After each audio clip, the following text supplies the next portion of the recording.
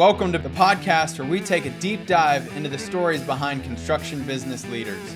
We will share how they got started, how they found success, and the lessons learned along the way. I'm your host, Eric Fortenberry. Welcome to Builder Stories. Welcome back, everybody. Today I am here with Johnny Buck. He is with 13 Stripes Construction. They're located in Marion, North Carolina. Really excited to have you on the show, Johnny. You got a great story. So welcome to Builder Stories. Yeah, man, thank you for having me. I really appreciate it. Yeah, absolutely. So why don't you kick us off by just kind of sharing a little bit about, your background, how'd you get into construction? What do you guys do? Things like that. Yeah, so my name is Johnny Buck. I live in Western North Carolina. I live in Marion. I started out, my dad was a GC when I was younger, and I was, semi-paid slave labor for him. I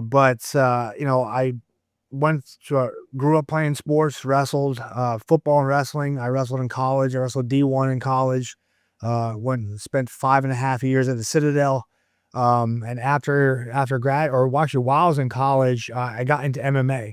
Fell in love with that, just get to continue being an athlete for as long as possible, a grown child. We got to travel all over the country. I fought in Bellator. I fought in the XFC. I got to be on TV a couple times. And as I started getting deeper into my career, I opened an MMA gym. I own Rogue Combat Club in Asheville, North Carolina. And we, long story short, I had an ugly lawsuit with an ex-business partner. I decided to go out on my own. That's when I started my MMA gym in 2013. I was still fighting for Bellator, still had fights left on my contract, and I just got into the business side of it.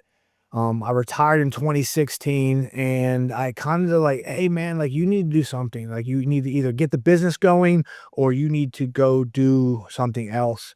So I decided to dive all in on the construction company. I quit my job, so I was working construction, working in the bar, a little bit of everything. And I decided to go full in on the gym. So 2017, I really dedicated myself to that. And over the next 4 years, we hit the top 1% of the entire industry with just basically 4 years of doing it as a business. And when I retired, I kind of got bored. So I was self-destructing, finding things to fill that void. And I ended up getting back into jiu-jitsu, competing on just that aspect. I've got a couple world titles. I won IBJJF world title, a Gracie world title, a couple catch wrestling world titles. So I've always been competitive. And as I'm getting older, I'm 39 now, I'll be 40 in June. My body does not like that. I'm so thinking all the guys try and kill me. But during that process, I really fell in love with the business aspect. Marketing, systems, processes, client experience has always been one of the top things for me to focus on, whether it's the gym or, obviously the construction company now.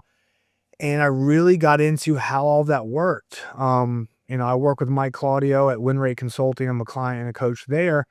And he goes, you have way too many skill sets to make as little money as you do. He goes, you need to take that to another industry. And with my background in construction and his background with doing consulting for construction and home services, they just made sense.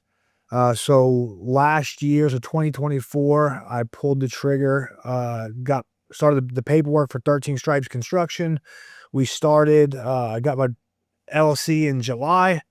We had our first job was supposed to be the final. So we did a kitchen remodel, some structural work underneath the house.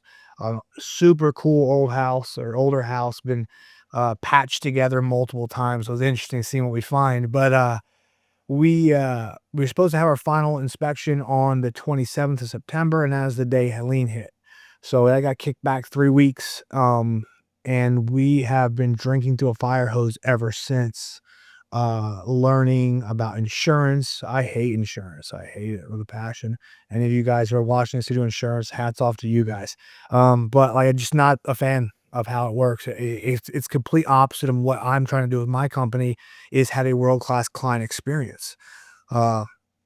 So that's what we've been doing. And I saw how much money you can make doing this. And I'm like, well, if I made this much money in that amount of time, I'm like, I can do 1 million in a year. So my goal this year is to sell $1 million. We may not be able to deliver all of it because of scheduling, but is to sell $1 million in jobs through 2025, and we are well on our way. It's been fun. It's been exciting. It's been stressful. So these new grays that are showing up in the beard. I blame my wife, but it's not her. So, but yeah, that's the goal, man. It is, we started 13 Stripes Construction, sort of, play on the American flag, the 13 stripes, to revolutionize the home building experience. And, there's a lot of really good builders out there. There's actually, I know for a fact there's better builders than I am. But what they lack is the understanding or the capability, because of they had the tool belt on still, to focus on client experience. Like, we all use the same subs, we all use the same materials. The difference is how it feels for that client. That's what we're really focusing on. That's great, man. And, again, congrats on all the success. I can only imagine your body is preferring you quit the fighting and get into maybe something a little easier. I mean, obviously getting on the tools and climbing on roofs and stuff might not be any easier, but it's super neat though to see how, like, you've looked at this thing and have approached it, I think, from a little bit different perspective than a lot of builders. Most people I talk to, they've kind of sort of just stumble into taking over a business or starting their own business, like they're coming out of the tools, the trades. But you came at this from, hey, I've built another business. I've seen what it takes to build and operate a successful business. You learned about the importance of having clients and providing a great experience. And then, again, through your partnership with Mike Claudio and kind of learning more about construction, like you've said, hey, I'm going to set a goal to come out and create a very successful business, which is awesome, man. And I love that you went into it with a very specific goal, and have been able to then kind of use that to track your progress and to motivate yourself, your team, to keep building it and growing. So, super cool, man. Yep. Yeah, it's like there's all businesses are essentially the same. Like, there's 5 buckets or 5 areas, sales, marketing, operations, production, and then finance. Like, that's basically how it all ties in. And where I'm really putting the emphasis for myself is on the operation side, meaning, like, and it sounds crazy. So I built my first website, like, on Go High Level, just real quick. I needed a website, just whatever. And, we had our logo, we had our some, like, zero SEO. It was completely useless. It was basically a landing page. And it said 3 things on there. It says, "We will call you back. We will show up when we say we're going to show up, and we will finish our work." That's all it said. And I literally picked up jobs for that. And I didn't have my GC license yet, which once Helene started, I just pushed it off. I was like, let's go get people back in their houses. We did a lot of that stuff. But I just pushed my GC license back. But one of the guys, like, "Hey man, I've had, you know, 2, 3 guys call me or never call me back." And unfortunately, the insurance quote was over $300,000. So I'm like, "Well, I can't do that." We're limited to 40,000 without a license in North Carolina. So, I just figured, like, my gym is not the cheapest in town. I don't ever want to be the cheapest in town. I don't think anybody should ever want to be the cheapest in town unless they're a used car salesman. Nobody using job trade is probably a used car salesman. So, like, you should be focused on a higher quality experience. But the cheaper clients, any client I've ever had who asked for a discount was a pain in the ass the entire time. So it's me focusing on that. What does it feel like to work with 13 stripes? That's been the entire process. And so just to recap, so the 3 things that you put on your website were that we will call you back, we'll do what we said, and we'll finish what we start. Yep, that was it. Man, that's awesome. And that brought people to you. Yeah. Yeah, and that was my first website. I have win rate, or zero doubt marketing. It's all win rate. They have my website now significantly more sophisticated than that mess I had. But those things are still on there. And, one thing I pride myself in is there's never been a lead that I had that I didn't follow up with. Um, it's so, like, during Helene, I was getting messages on Facebook, personal Facebook, business Facebook, text messages, Google. I was getting leads from it wasn't organized. I had no systems and processes in order. That was not what I wanted. My goal realistically was do high-end remodels and custom homes. And then that was my goal. And then this happened. So I was like, well, we got to do something. And as much as I hate insurance, as much as I hate dealing with all this shit, like, if I don't do it, after my first insurance, I was like, "I'm never doing insurance again. It sucks. The money's terrible. It almost bankrupt me because I didn't understand it." And I was like, and my wife, "Well, you need to." I was like, "Well, why?" She goes, "If you're not gonna do it, who is?" I was like, "These scumbags from out of state are gonna gouge these people, or they're not gonna do it." I'm working on a house right now. It's been 7 months. They're still not in their house. We're still fighting with insurance. So, I was kind of called to do that. Like, listen, you have to step up. This will help people. That's always been my mission, is to help people. So, it's a little bit different path, but one of the things is I had one lead that I lost, and I don't know where. I had their number written down somewhere in one of my notebooks. I went through every single page. I went through all my text messages. I went through all my DMs, and I'm like, man, I feel terrible because that tree went through her house, and I'm like, Hmm. I've got their address in my GPS. So I drove all the way out to their house like 2 months later. And I finally like got to them, and luckily somebody came in and helped them. Their insurance stepped up. I was like, yeah, I mean, so it's, for me, it's all going to be about the client experience. Like, you know, this is going to kind of poke people. I'm like, listen, nobody's that good at work. Like, it's all the same thing. We're delivering there's different levels of quality of product, of course, but it's, the difference is really how that client feels and how smooth that is. Yeah, no, 100%. So I'm curious. So, I mean, you went into this, and started 2024 kind of thinking that you were going to go in and do one thing, and then this hurricane came. I mean, again, that just, it's not only disruptive, obviously, for all the residents and everyone there, but like, it changed your business too. How did you adapt and kind of, shift gears, and what would you say the biggest impacts were on that? So the gym, the reason I started a construction company, because the gym was completely self-sustained. It was running itself. My guys are awesome. And then when Helene hit, like, we lost half our client base overnight, and we can't, our payroll is by far the highest part. It's over half of our expense every month. So that's the only thing I could cut. Can't cut rent. I did negotiate a deal with him. Um, can't cut power, even though we didn't have power on for a month, and my power bill is the exact same despite not having it for 20 some days. I'll figure that out eventually. So we couldn't cut anything, so we cut our payroll, and the guys Mhm. volunteered. We built an amazing culture. So, but during that time, we turned the gym into a distribution center. We had, like, literally, Chris Sweet with Swamp Rabbit Movers out of South Carolina was bringing me, like, moving trucks full of stuff. We were coordinating helicopter landings and airplanes. Dude, it was just wild. It's not what I ever asked for. Like I said, the initial plan was let the gym run itself and do one remodel, and then do one remodel, and then do another remodel at a time, and that's just not what happened. So I had to go all in. So I quit taking my paycheck from the gym. All my guys did. I ran into about 40 grand of money from a rental house I sold. Luckily I had it. But that's how I kept the gym afloat. That's how I kept the 13 stripes going. That's how I floated the, $12,000, $15,000 that I didn't understand about insurance payouts. And so we just started working, and it's, insurance is a very, very different game than custom building, spec building, because you have very tight parameters. They want it written down a certain way.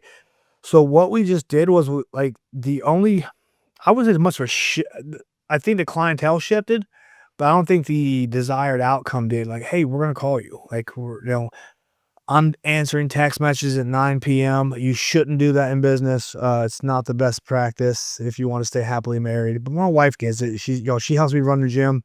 And she is, well, you met her at the boot camp, so she may or may not work for me. We'll see. But we just wanted to deliver a good, the best experience possible, and so I Yeah. think that shifted. The volume we're doing is significantly higher. We are doing elective builds, meaning people want to remodel, people want to do something. We have an awesome garage job, um, and that's waiting on permits with that, and which is slowing everything down on this end because ladies, there's 90 permits ahead of you. I'm like, yeah. Okay. Hmm. Why? Because the whole world got just smash. So it is what it is. And then like some of the supply houses are just they don't like Lowe's doesn't exist. Like one of the Lowe's locations is gone. Like Wow. so it's definitely changed the.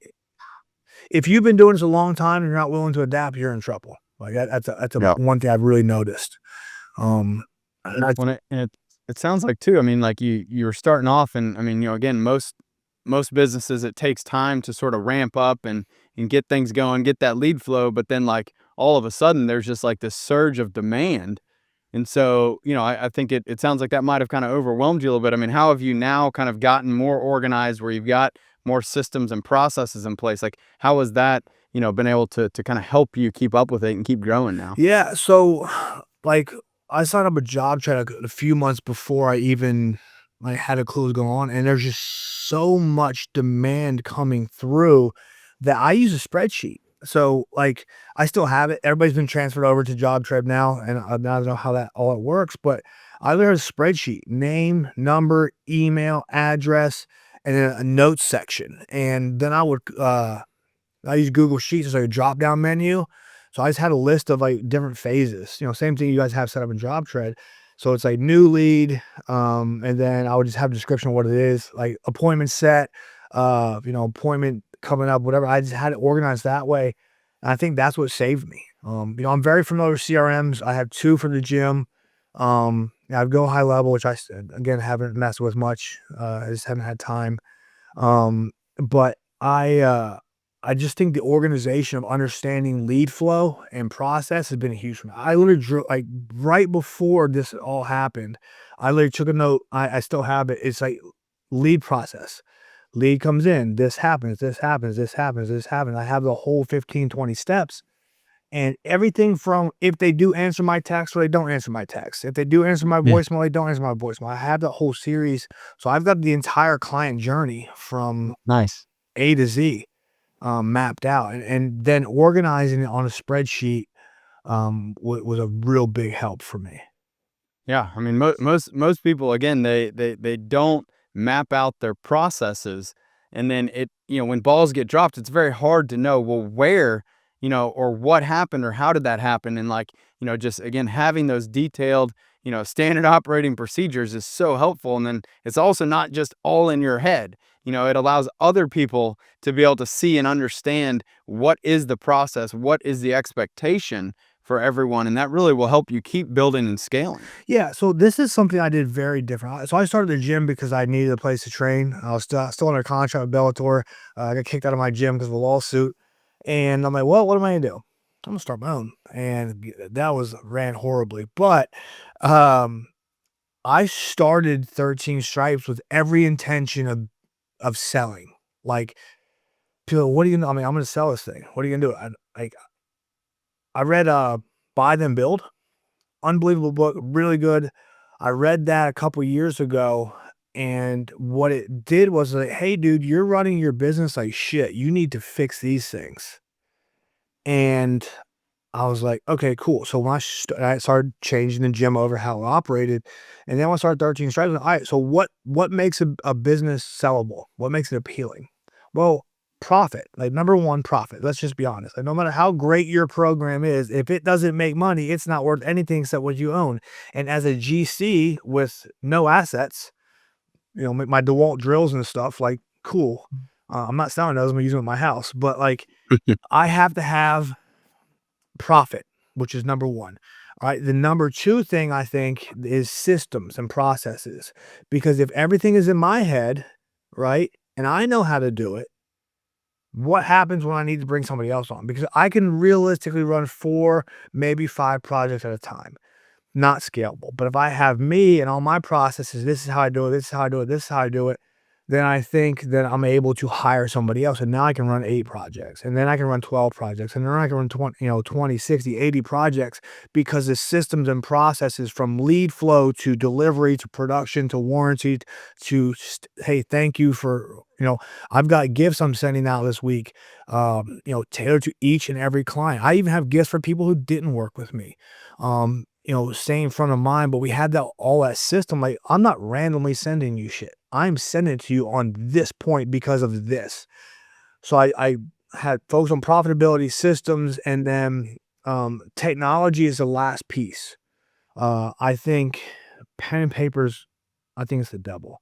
It's one of the worst things for business. If you lose it, it's gone. I love internet. I love that. So that's the third piece of what I'm focusing on. And that's why I was so adamant about using JobTread to be a big part of that. Is like, hey, listen, this is a technology. If I get to, I don't know, 7, 8 figures, maybe I'll build my own software. But like, because then proprietary software is valuable, it's an asset. You can white label it and sell it, but, like, honestly, I just don't think there's a need, for where I wanna go.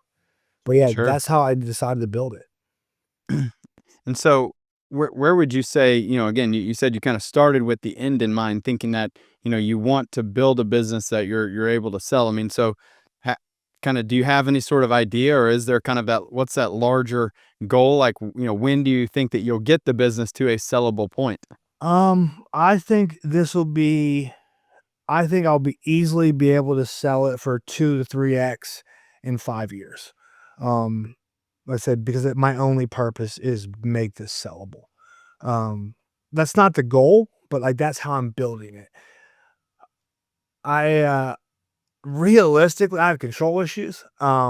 I'm probably going to I'm not gonna try and sell it in 3 to 5 years. I'm gonna hold on to it and build it and build it and build it. But I want to probably buy other home service industries, companies, because for lack of a better term, they run poorly. Like, it's just, I'm not gonna be a dick, but, like, there's so many guys out there who are awesome technicians who are horrible operators. To kind of follow the E-myth, like, you're excellent painter, you're excellent HVAC, excellent plumber, excellent carpenter, whatever. You suck at business. And one of my main subs, I'm like, hey man, I've got a great idea. Um, so we started talking about that today, is like a partnership or a joint venture. But I want to have a conglomerate of or at least control or major influence in everything that I mess with. There'll be certain things I would be too hard to pick up, but, I work with, Arnold Ward at A Ward Electric. Like, dude, he's a win rate client. I don't need to talk to him. I've got an electrician. He operates extremely well. I don't have a plumber that I like working with right now. So it's because, the client experience that when somebody leaves, like, cigarette butts and, Mountain Dew bottles on, I lose my damn mind. Pick your shit up, don't be a child, but, like, I wanna have control of that, and if I can't, it makes things a lot more difficult. So, that's what I'm Sure. gonna do. So, I'm gonna wrap them all up. Like, I don't know how that looks like, or I'm gonna train them or partner or something like that, but Yeah. that's the long-term 10-year goal. I mean, that's, again, that's the same strategy as, a lot of these big private equity firms out there that have, billion-dollar funds. It's, let's go round up all of these, individual home services businesses and put them all together and, try to get them working together and sort of more cohesive. But, you would get a lot of, I think, advantages of being able to have that influence and control, not only just like over their schedule, but like you said, the quality, their processes, like being able to coordinate amongst multiple jobs. And, I think there are, certainly a lot of advantages that could come from that. Yeah, like, the other thing, like, for me, culture is more important than anything. When I went out, when I went out to your guys' place, I messaged Mike. I was like, "Dude, this place is on point." I was like, "Eric is running one hell of a business." Like, it reminds me of, being at one of mine, something I work with, or something to work with, where people want to be there. I bet you nobody's ever left work early. Like, just like, I bet it's more like, "Hey, man, you need to go home." Like, so, that's why, like, my concrete guy is coming out of Charlotte. My painter is coming out of South Carolina. Because why? Because they either are or were win rate clients. And Yeah. it's I want that kind of thing. And there's great technicians out there. I think that focusing on a business is hard, man. It's hard to take the tool belt off because then you're not working on it. So it's tough, man. It's one thing that I was adamant about was not putting the tool belt on to do this. And I've done some stuff, but Yeah. It's just I mean, so what would you say, again, I mean, kind of you've mentioned, win rate a couple of times here. We actually have Mike Claudio's coming in to tomorrow and Friday to actually speak at this next boot camp. But like, what would you say has been the biggest impact for you personally, and for your business? And then what do you see, how do you see it impacting others?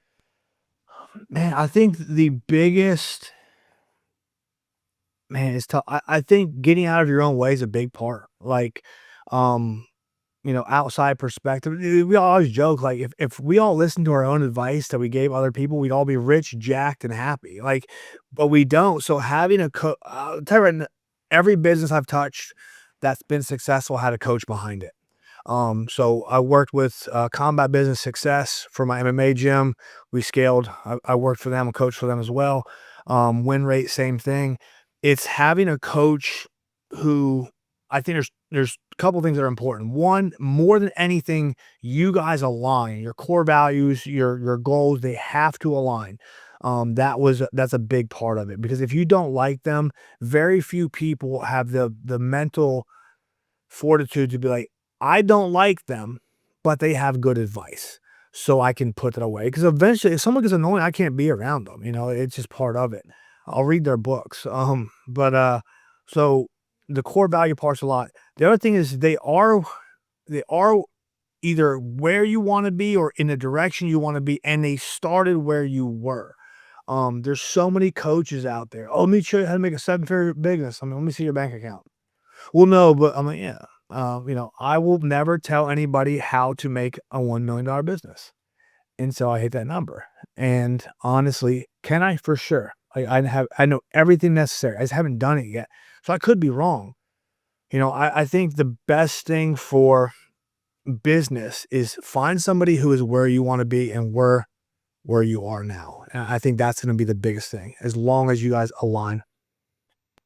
Yeah, absolutely. Now, how do you, again, I see a lot of people who they worry and sort of, they can't get past the cost, and they don't look at it as an investment. They look at it, as, hey, how am I going to, make this payment? It's more of a cash flow issue that scares them a lot. And so how do you see people, sort of overcoming that? Because I mean, ultimately, if you do the things that you're being coached on doing, if you actually implement, you take action, hold yourself accountable, like you will have success.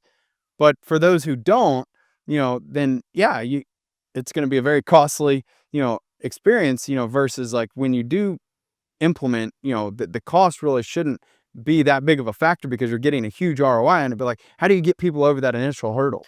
Yeah, dude, I easily spent over $250,000 on coaching. You know, it, I'm not very risk adverse. Like I'll do all kinds of crazy things, but let's see what happens. This is gonna sound arrogant. My default is winning. Like when things happen, I will win. I will win 9 out of 10 times, 8 out of 10 times because I'm willing. But this is the difference. I'm willing to do the work to accomplish the mission, whatever that is. Professional athlete, uh, jiu-jitsu world titles, business, whatever it is, I'm willing to do the work. And I think a lot of and that's where I kind of struggle is like, how do you guys not bet on yourselves? Like, Hmm. I mean, there's no other option. So Yeah. I think the most logical way to explain it is what does it cost if you do? And what does it cost if you don't? And I think if you look at what happens if you continue doing the exact same thing you're doing right now over and over and over and over and over and over again, you're going to be exact same place or worse. And I think the biggest thing is that the pain of change has to be less than the pain of staying the same. So putting 500, 5,000, whatever it is, dollars a month into a coaching program has to hurt less than looking at your life in 12 months, 18 months, 2 years, looking back like, shit, I'm in the exact same place I was there. And that's hard for people to do. It's the devil we know. Um, Yeah. I've never put money in a coaching program and done the work and it didn't ROI at least 10x. I've been Wow. in a few coaching programs where I didn't do anything, because they weren't expensive enough to cause enough pain for me to do it. And I have all kinds of stuff I've never looked at. Well, that's I mean that's an interesting perspective on if it doesn't cost enough, then yeah, you're not going to value it, and therefore you're not going to use it. I mean it's the whole kind of freemium model. Like, when things are free, people just don't appreciate them. And when things are cheap, it goes to the bottom of the list of priorities. But when you're writing a check, and that's not, an easy check to write, like, you want to maximize the value of what you're getting out of it. And so maybe that does help, make sure that people are fully committed and invested in it. I think the one thing about coaching people don't really understand is there's nothing out there that. So I work with Nate, one of the coaches at Win Rate, and I've worked with Mike, and I work with all the coaches at different times. There's not a single thing they have ever told me that I can't find online or in a book, because that's probably where they learned it. But the difference is I think where there's a big difference in success is the amount of accountability they deliver. Like, so we moved this podcast back a half hour because I had my call with Nate, and we have task lists, and the level of accountability that a coach holds to you, that's the difference in ROI. I'm a huge fan of one-on-one coaching. When you're in the beginning, you can't afford one-on-one coaching. I, I think that's a big part of it, but like, just pay for accountability. Like, whether it's you and your best friend, which is hard to do, or you and a stranger, accountability is what you're paying for. You're not paying for tactics.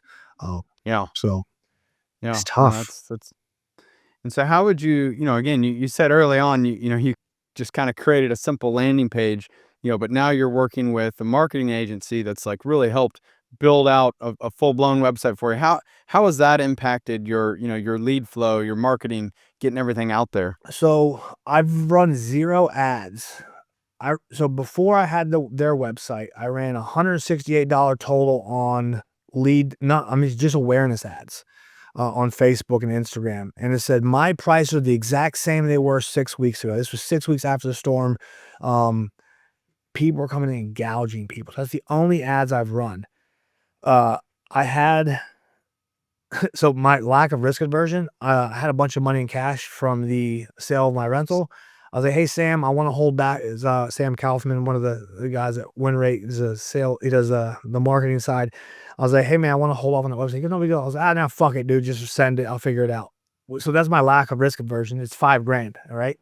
Um, with that $5,000 investment, I've landed 2 jobs specifically in my town. One is a $60,000 garage, and one is a $3,000 door replacement, which I'm giving her a deal because she's a fixed income older lady, and it's not a big deal. So I've made over 10x already on my investment.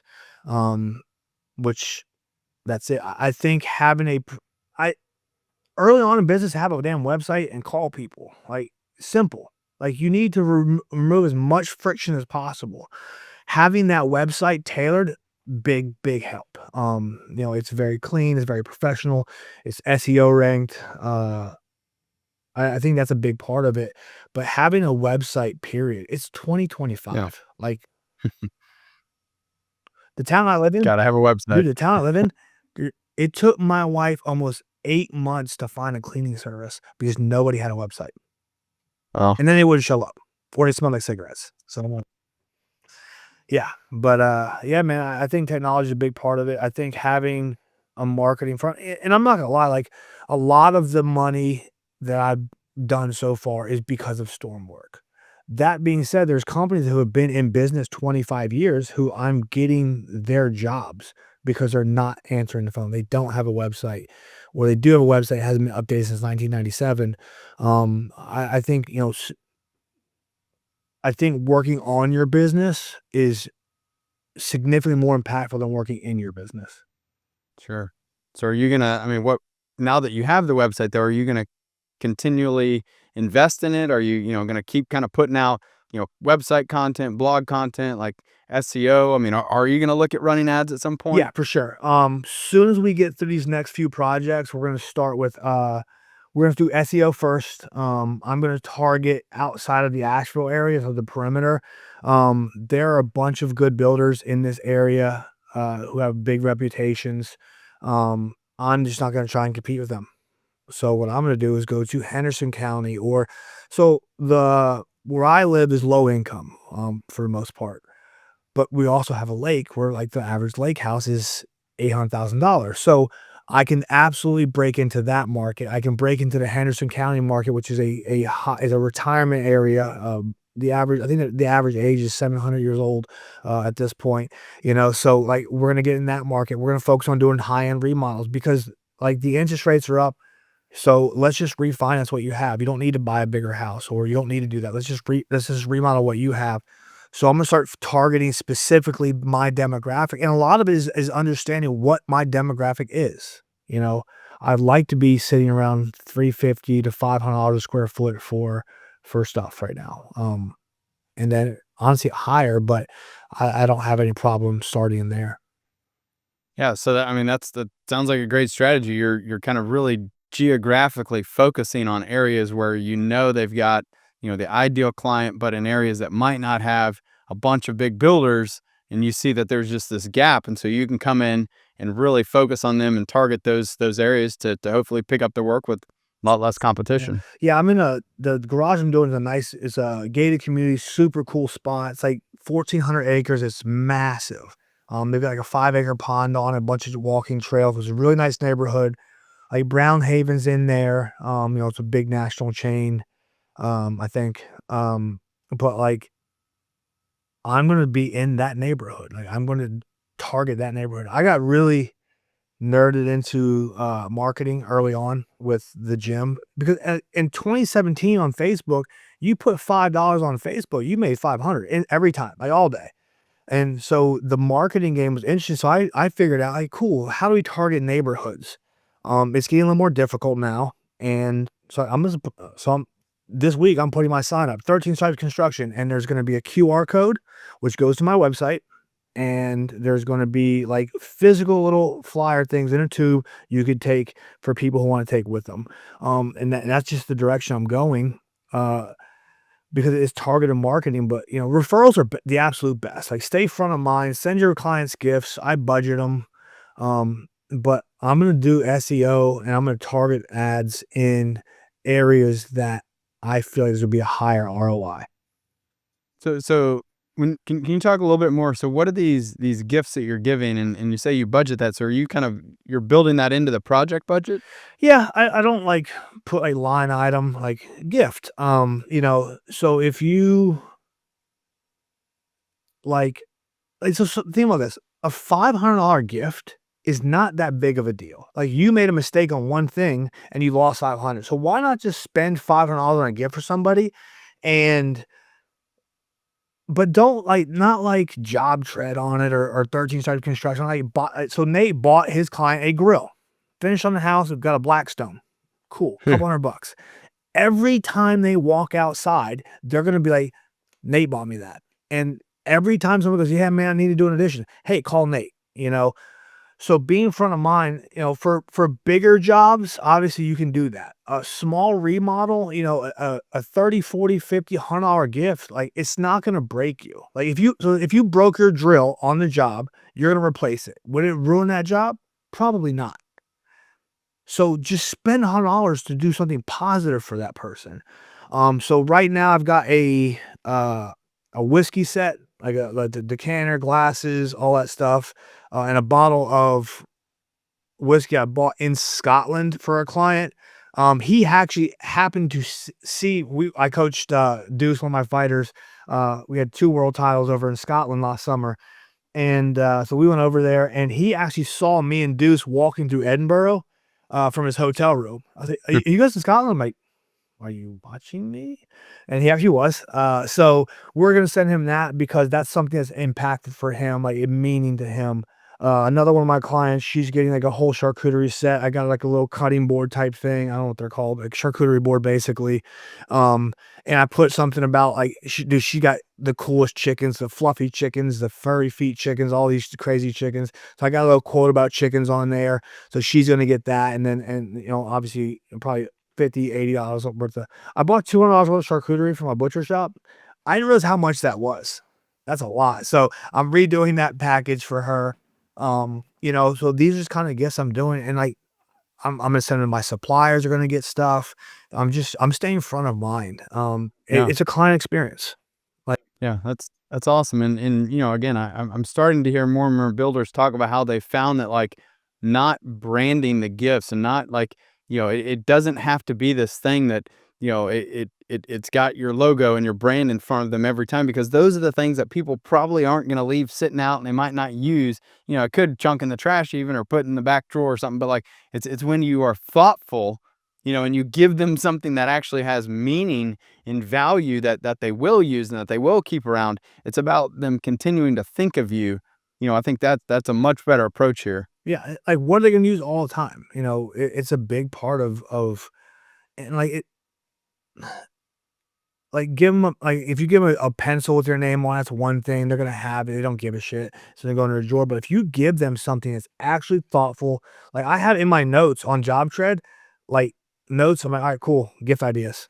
What are they into?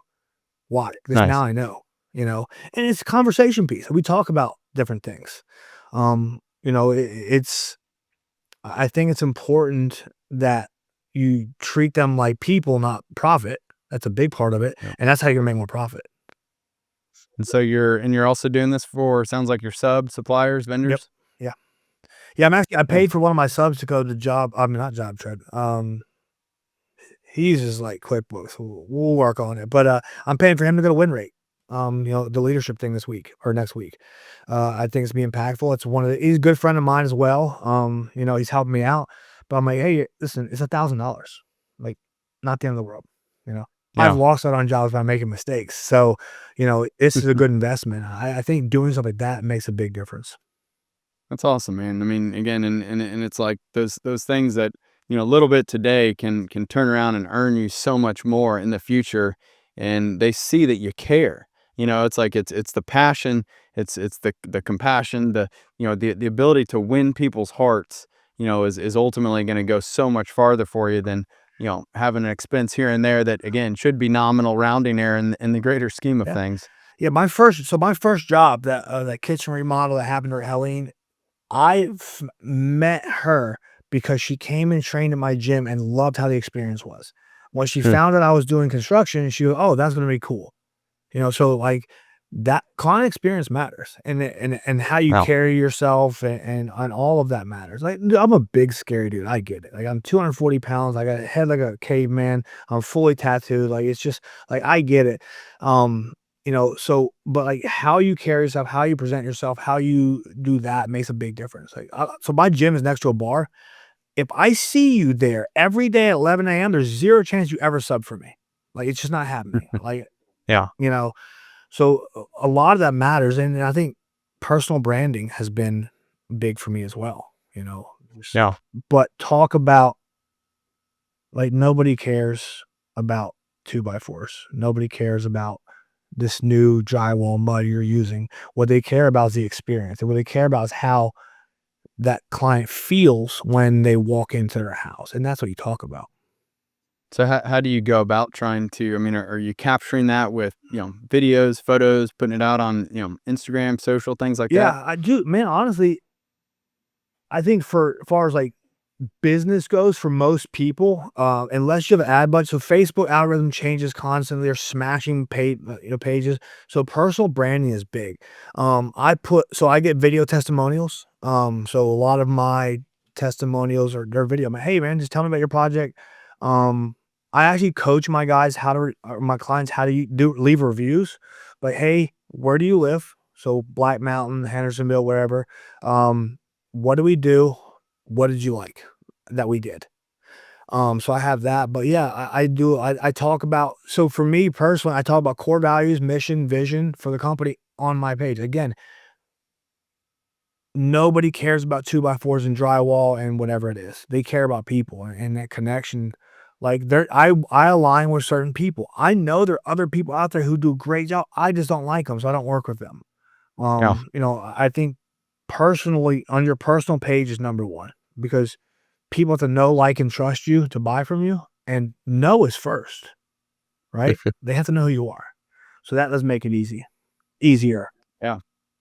I totally agree. I mean, the Facebook algorithm is always changing, and and I've seen too, like, we can go make an identical post on JobTread's page versus on mine, and I'll get like 100x the engagement versus what the company page, the company profile there. And so I think you're totally right. It's so important that people, realize that, like, it's people are hiring you.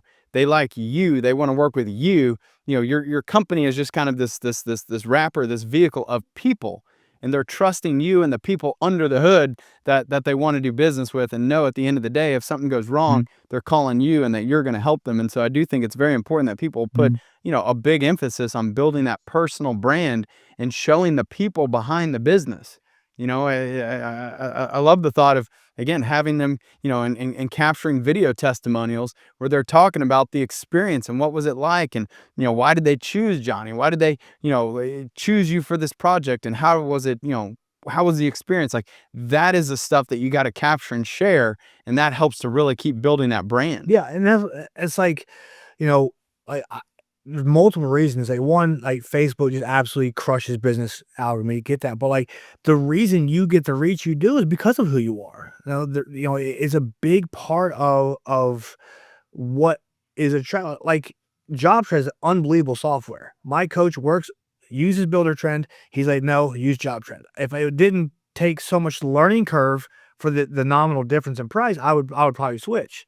I'm still working on it, but like it's so software is software, but the people what sells, and I think that's what makes a big difference. And I think that's a big part of why you have the reach you do. You know, I'm curious. So when, obviously you're on a goal for this year, but as you continue to grow and scale the business, like, what do you think are going to be the biggest challenges that you're going to face? Man, the biggest bottleneck I have right now is I can't estimate anything. That's not true. I can estimate some things now, but I can't estimate anything. Dude, I walked into that first kitchen, had a clipboard and tape measure on my hip. I took some pictures and took some measurements. I was like, shit, now what? So we started estimating, and I had a buddy come out. I think my biggest bottlenecks right now are going to be for the custom home. I don't have an address I built. Like, it'd be really, I could show my dad's houses. Like, his name was John Buck as well. I could be like, well, look, like, you built that when you're 13. I'm like, yeah, I'm a savant. So I don't have any addresses for a custom home. So I'm gonna build a spec. But right now in the remodeling space, my biggest bottleneck is being able to look at a job and get a price in a timely manner. Um, you know, but here's the thing, I'm very honest about it. I'm like, hey man, listen, it's gonna be a while for me to get back to you. If this is a rush, I can't do it. And they're like, no man, that's cool. Or then they'll get this crazy price, and all of a sudden the price changes, and they'll call me back. I'll be like, hey, we could probably do it for their second number. Let me give you a process. And I will do a free estimate. I don't do a free quote. And what I mean by that is, yeah, so I looked at a deck. I was like, you're looking at probably 35 to 42,000, depending on these three variables. And he goes, okay, cool. What's that other thing? I was like, if you want a full on actual quote, meaning I will do it for this price without change orders, I was like, it's going to cost you $1,500. And that's helped me a lot because it gets buy-in from them. It allows me to bring in experts. And sometimes we have engineers or draftsmen have to draw things. So that's a big part of depending on where we're going. But yeah, for right now, my biggest bottleneck is being able to estimate. So as far as hiring goes, my first one's going to be admin. I already had Nina, she works for me at the gym. I already go through your admin crash course. 5 stars from her. She said really simple. The boot camp is obviously great. I'll definitely send them down whenever it gets to that point.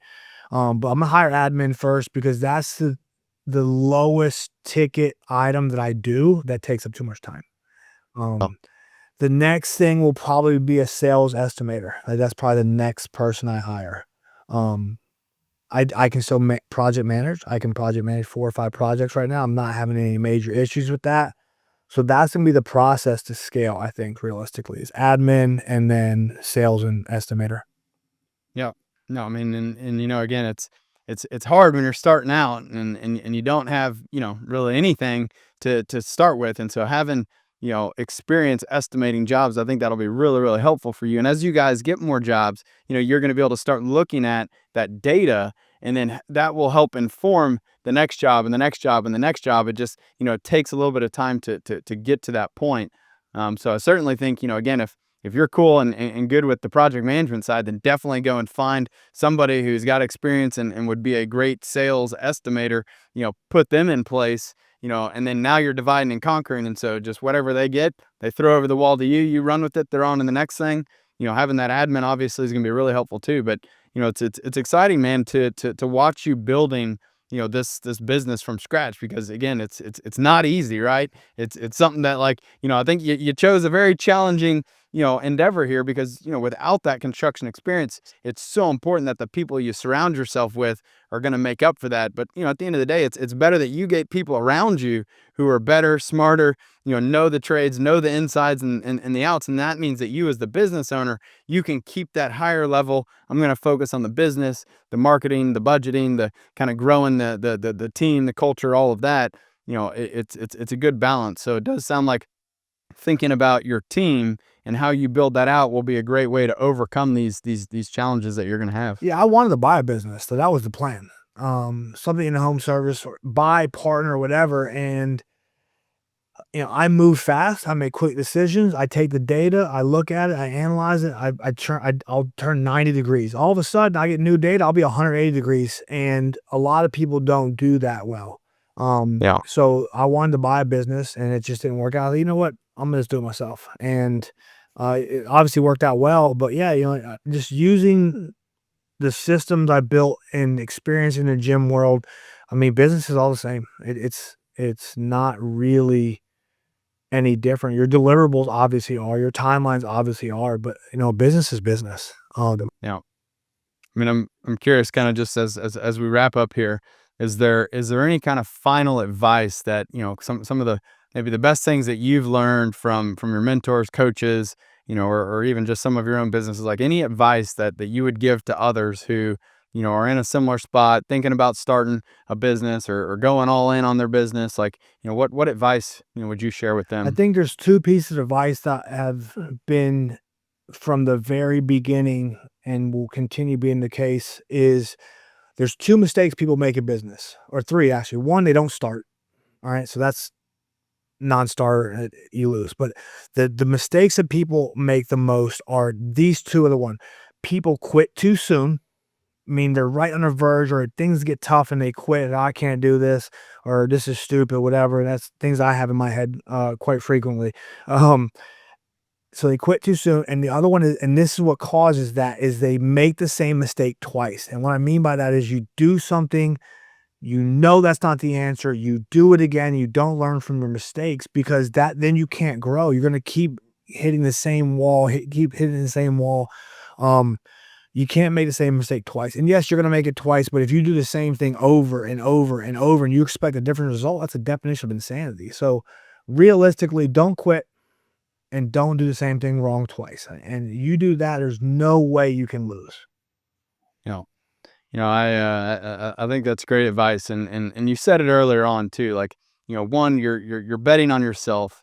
And I think that's so important, that people have confidence in themselves and know that it's not going to be easy, but as long as you're willing to do the work, that is why, that 9 out of 10 times you will win, is that you are willing to do the work no matter what it takes to get the job done.